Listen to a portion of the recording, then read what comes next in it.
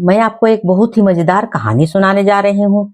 एक था राजा, वह बहुत ही न्यायप्रिय और बहुत ही मशहूर था, जिसका नाम था फिरदी। वो अपने निष्पक्ष फैसलों के लिए बहुत दूर दूर तक मशहूर था। आज तक किसी का साहस नहीं हो पाया कि कोई उसके फैसले को चुनौती दे सके। ऐसा क्यों था? ऐसा इसलिए था कि राजा यह हुक्म का था कि जो कोई आदमी उसके फैसले के खिलाफ बोले, उसको जिंदा ही धीमी आंच में भूंज दिया जाता था। अब सोचो जरा कि इस हुक्म के साथ उसके न्याय को चुनौती देने की हिम्मत किसमें होगी? किसी में नहीं। एक रात की बात है कि एक चोर ने उस राजा के शहर में एक धनी व्यापारी के घर में दीवार तोड़कर घुसने की कोशिश की।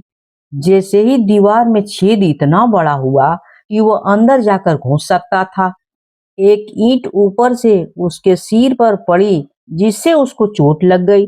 चोट ज्यादा थी, इसलिए वह चोर अपना फूटा सिर लेकर अपने घर चला आया। उस रात को वह कुछ नहीं कर सका। उसको अपने ऊपर बहुत गुस्सा आ रहा था, क्योंकि उस दिन उसकी रात बेकार गई और वह कुछ नहीं कर सका। अगले दिन वह राजा फिरदी के महल में पहुंचा और राजा से बोला, हुजूर, कल रात मैं एक व्यापारी के घर में घुसने के लिए दीवार तोड़ रहा था ताकि उसकी कोई छोटी मोटी चीज चुरा सकूं। दीवार से एक ईंट गिरी और उसने मेरा सिर फोड़ दिया। देखिए, मैं इतना ज्यादा चोट खा गया हूँ कि अपना काम ही नहीं कर सका। किसी न किसी को तो सजा इसकी मिलनी चाहिए। राजा फिरदी ने उसके सिर की चोट देखी तो वह गुस्से में भरकर कांपती आवाज में बोला, तुम ठीक कहते हो। ऐसे देश में भला कोई भी क्या कर सकता है जहाँ कोई चोर बिना किसी एक्सीडेंट के चोरी भी नहीं कर सकता।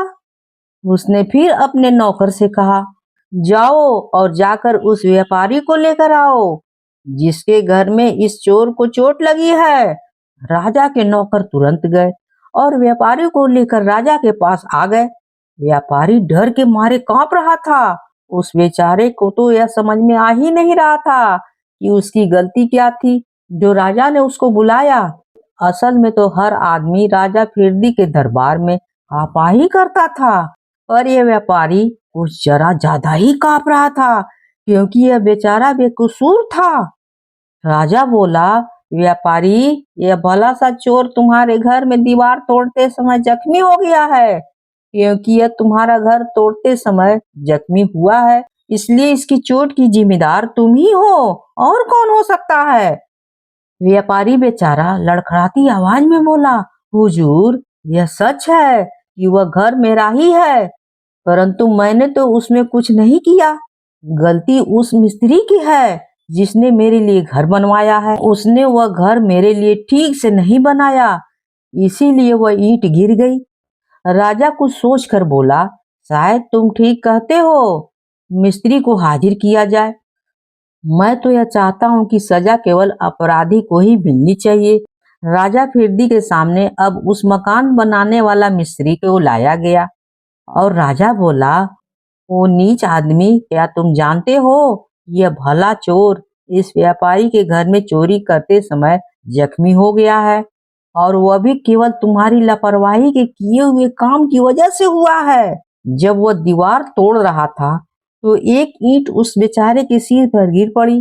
वह ईंट तुमने कैसी लगाई जो इस बेचारे के सिर पर गिर पड़ी है, बताओ? मिस्त्री के तो होश हवास गुम हो गए थे, परंतु किसी प्रकार वह हिम्मत बटोर कर बोला, हुजूर, यह तो ठीक है कि व्यापारी का घर मैंने बनाया था, पर ईंटें तो मजदूर ने रखी थी। उसी को तो इस बात की सजा मिलनी चाहिए कि उसने ईंट को कैसे रखी जो वह इस बेचारे के सिर पर गिर गई है। राजा फिरदी बोला, तुम ठीक कहते हो, मजदूर को बुलाया जाए और फिर मैं देखता हूँ कि चोर के साथ न्याय कैसे नहीं होता है। सो मजदूर को दरबार में लाया गया। जब राजा ने उसको इस घटना का जिम्मेदार ठहराया तो मजदूर ने डर के केवल फुसफुसा ही सका, सरकार, मैं इस घटना का जिम्मेदार नहीं हूँ। मैंने ईंटों को चिपकाने वाले मसाला बनाने की ओखली बेचने वाले से खरीदी थी। मैंने ईंटों के बनाने वाले मसाला बनाने की ओखली एक ओखली बेचने वाले से खरीदी थी। अब अगर वह ओखली ठीक होती तो मसाला भी अच्छी तरह होता और ईंट भी ठीक से चिपक जाती। इस ईंट को गिरने से तो वो ओखली वाला ही जिम्मेदार है। सो ओखली वाले को राजा के दरबार में पेश किया जाए। राजा बोला, सुनो नीच ओखली वाले, तुमने ऐसी खराब ओखली क्यों बनाई जिसमें ईंट चिपकाने वाला मसाला ही नहीं ठीक से बन पाया? बताओ। उस ओखली में बनाए गए मसाला से मिस्त्री ईंट को ठीक से चिपका नहीं सका और इसीलिए कुछ छोटी मोटी चीज चुराते समय यह भला चोर इन ईंटों में से एक ईंट गिर जाने की वजह से घायल हो गया है। तुमको इस जुर्म की कड़ी सजा मिलेगी, समझे? ओखली बनाने वाला का शरीर तो बहुत ही बड़ा था और वह ताकतवर भी था, पर उसमें अकल कम थी। वह बेचारा अपने बचाव में कुछ भी नहीं कर सका। उधर राजा फिरदी को भी पक्का हो गया, उसने असली अपराधी का पता लगा लिया है। सो उसने अपने आदमियों को तुरंत ही हुक्म दिया कि इस ओखली बनाने वाले को जल्दी से जल्दी फांसी पर चढ़ा दिया जाए। राजा के आदेश के अनुसार मिस्त्रियों ने अपराधी को फांसी पर चढ़ाने के लिए खांचा को जल्दी से जल्दी बना दिया। राजा के आदमी जब उसको फांसी लगाने के लिए ले गए तो उन्होंने देखा कि फांसी का फंदा गले में डालने के बाद भी उस ओखली वाले के पैर तो जमीन में ही छू रहे थे। उन्होंने यह समस्या जब राजा को बताई तो राजा यह सुनकर आग बबूला हो उठा और बोला, इस भले चोर को छोड़ने में मुझे अभी कितनी देर और लगेगी? बताओ। फांसी का खांचा तो तैयार है, तो किसी को तो इस जुर्म की सजा मिलनी ही चाहिए। जाओ और कोई भी ऐसा आदमी ढूंढ कर लाओ जो इस खांचे पर फिट बैठ सके और उसको फांसी पर चढ़ा दो। अब राजा के आदमी किसी ऐसे आदमी की तलाश में चल दिए जो उस फांसी के खांचे में फिट हो सके। पहला आदमी जो उनको दिखाई दिया वह था एक छोटा सा प्याज उगाने वाला किसान। वह अभी अभी गांव से अपनी प्याज की फसल निकालकर बेचने के लिए शहर जा रहा था। इस किसान के बारे में यह मशहूर था कि इसने कभी किसी को किसी प्रकार का कोई नुकसान नहीं पहुंचाया था, क्योंकि वह साइज में छोटा था, इसलिए वो फांसी के खांचे पर बिल्कुल ठीक बैठ रहा था और राजा अपने महल में बैठा न्याय की दुहाई दे रहा था। जब यह किसान राजा फिरदी के सामने लाया गया तो राजा चिल्लाया, मुझे कुछ भी बताने की जरूरत नहीं है। अगर ये आदमी उस खांचे पर फिट बैठता है तो बस यही आदमी ठीक है। वह भला चोर पहले ही काफी देर तक न्याय के लिए इंतजार कर चुका है। अब तुम इसको जल्दी से जल्दी ले जाओ और फांसी पर चढ़ा दो। और वह बेचारा बेकसूर किसान अपराधी चोर को न्याय के सिलसिले में फांसी चढ़ा दिया गया। ऐसा था राजा फिरदी का न्याय। पागल राजा था, वह बिल्कुल पागल राजा था। अगर कहानी अच्छी लगी हो तो लाइक शेयर एंड सब्सक्राइब जरूर कीजिएगा, भूल जाते हैं आप लोग। मैं आपको एक बहुत ही मजेदार कहानी सुनाने जा रही हूँ। एक गांव में एक ब्राह्मण सब परिवार के साथ रहता था। उसका भांजा उसके साथ रहता था। भांजा एकदम मूर्ख था, कोई काम धाम करता नहीं था। घर में रहकर मामा मामी की रोटियां तोड़ता था। मामा मामी उससे अत्यंत परेशान रहते थे। वे उसे कुछ कमाने धमाने को कहते, पर उस मूर्ख को कोई काम नहीं आता, न ही कोई उसे अपना काम देता था। मामा मामी ने सोचकर उसका विवाह कर दिया कि शायद पत्नी के घर आने से उसका भाग खुल जाए। उन्होंने उसके रहने के लिए भी अलग व्यवस्था कर दी। उसकी पत्नी अपने साथ कुछ दहेज लेकर आई थी, उसी से उसकी गृहस्थी गाड़ी चल रही थी। परंतु जैसे बूंद बूंद से घड़ा भरता है, वैसे ही बूंद बूंद से टपकने से घड़ा खाली भी हो जाता है। कुछ ही दिन में उसके घर का सारा सामान खत्म हो गया। पत्नी समझ गई थी कि उसका पति मूर्ख है, इसे कोई भी काम नहीं देता है। एक दिन उसने अपने पति से कहा कि वो कहीं जाकर कुछ ज्ञान सीख कर आए। राह खर्चा के लिए उसे कुछ रुपए दे दिए। पत्नी की बात मानकर वह ज्ञानी को ढूंढने निकल गया। अनेक दिन भटकने के बाद उसे एक ज्ञानी मिल ही गया। ज्ञानी को प्रणाम करके उसने कहा ज्ञानी जी, मुझे कुछ ज्ञान दीजिए, मैं अत्यंत कष्ट में हूँ। ज्ञानी बोला, बिना ज्ञान के तो मनुष्य को कष्ट होता ही है। मैं तुम्हें ज्ञान जरूर दूंगा, पर मैं मुफ्त में किसी को ज्ञान नहीं देता हूँ, समझे? मूर्ख ने पूछा, आप ज्ञान देने को क्या लोगे?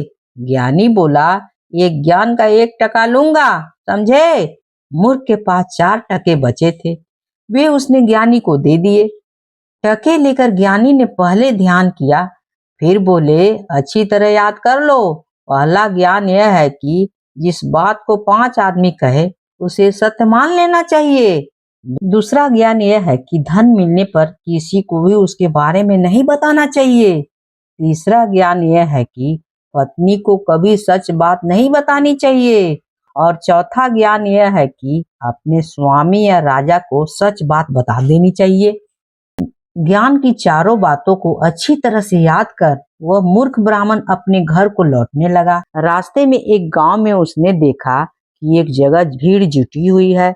उसे पता चला कि कोई भिखारी मर गया है, पर कोई उसे वहां से उठाने को तैयार ही नहीं था। तभी मूर्ख ब्राह्मण वहां पहुंचा। सभी ने उसे घेर लिया और कहा वह उस लाश को उठाकर कहीं फेंक आए। पहले तो उसने सोचा कि ब्राह्मण होकर वो ऐसा काम क्यों करेगा। फिर उसे ज्ञानी द्वारा दिए गए पहले ज्ञान याद आई कि 5 आदमी जो कहे उसे मान लेना चाहिए। यहाँ तो 5 से भी अधिक आदमी हैं। उसने लाश उठाई और गांव से बाहर एक वीरान जगह पर उठाकर फेंकने लगा। तभी उसने देखा कि भिखारी के फटे पुराने चोंगे से अनेक रुपए पैसे गिर रहे हैं। उसने सारे रुपये को इकट्ठा किया और अपने जेब में रखकर चुपचाप अपने घर को चल गया। घर पहुंचने पर जब पत्नी ने उससे पूछा कि ज्ञान सीखकर आए हो, तो उसने कहा हाँ, पर रुपया पाने की बात उसने छिपा ली। अब उसके पास अनेकों रुपए थे। उसके दिन सुखपूर्वक बीतने लगे। उसका रहन सहन ठाट बाट बदल गया। उन लोगों ने एक अच्छा मकान भी बनवा लिया। उनकी ठाट बाट देखकर पड़ोसियों को जलन होने लगी। वो ईर्ष्या जलन करने लगे कि क्यों इतना ही आगे बढ़ गया, कैसे बढ़ गया। एक दिन एक पड़ोसन मूर्ख ब्राह्मण के घर आई और उसकी पत्नी से पूछा, दीदी आपका पति क्या करता है, इतना आप लोग ठाट बाट से रहते हैं, बताइए। वह बोली, मैंने तो कभी पूछा ही नहीं, मुझे क्या पड़ी है पूछने की, वो तो लाता है कमा करके, हम लोग खाते पीते हैं। पड़ोसिन बोली, पूछना चाहिए ना। जो पति पत्नी से अपनी आमदनी छुपाता है, निश्चित रूप से वह गलत तरीके से धन कमाता है। हाँ, समझो इस बात को। यदि वह आपसे सचमुच प्रेम करता है तो उसे आपसे कोई भी बात नहीं छिपानी चाहिए, समझी? इस बात को समझो। मैं आज ही रात उनसे पूछूंगी कि आप कितना कमाते हो और कहाँ से कमाते हो। रात में मूर्ख ब्राह्मण की पत्नी ने उसकी आमदनी का रहस्य जानना चाहा, तो उसे तीसरे ज्ञान की बात याद आ गई कि पत्नी को कभी सच बातें नहीं बतानी चाहिए। उसने पत्नी को झूठ कह दिया कि उसने हाट में एक छटाक हरहर एवं बहेड़ा खरीद लाया और उसे चूर्ण बनाकर पानी के साथ पी गया था, जिससे उसे अपार धन की प्राप्ति हो गई है और खूब धन कमाता है। हाँ, इसी तरह तो धन आता है घर में, और कैसे आता है तुमको क्या पता। पत्नी ने कहा कि आप ठीक कहते हैं, हाँ बात सही है, मैं भी किसी को यही बात बताऊंगी। पति ने पूछा, किसे बताओगी? पत्नी ने कहा, नहीं किसी को नहीं, ऐसी बातें कर रही हूँ। उसकी पत्नी ने दूसरे दिन ही अपनी पड़ोसन को सारी बातें बता दी। उसने अपने पति को यही बात बताई और उसका पति तुरंत बाजार गया और हरहर और बहेरा बाजार से ले आया और उसे पीसकर पानी के साथ पी गया। थोड़ी ही देर में वह पेट दर्द से तड़पने लगा, उसे दस्त आने लगे, अंत में वह मर भी गया। पड़ोसन ने राजा के पास जाकर उसकी शिकायत की। राजा ने मूर्ख ब्राह्मण को बुलाया और सारा माजरा पूछा। उसे ज्ञानी की चौथी बात याद आ गई कि अपने स्वामी और राजा को झूठ नहीं बोलनी चाहिए। उसने राजा को सारी बातें बता दी। राजा उसके सच बोलने से बहुत खुश हुआ और उसे ढेर सारा धन देकर विदा कर दिया और अपने दरबार में मंत्री की नौकरी दे दी। और उसके बाद से ब्राह्मण खुशी खुशी जीवन व्यतीत करने लगा। अगर कहानी अच्छी लगी हो तो प्लीज लाइक शेयर और सब्सक्राइब जरूर करिएगा, भूलिएगा तो बिल्कुल ही नहीं। कहानी होती है समाप्त।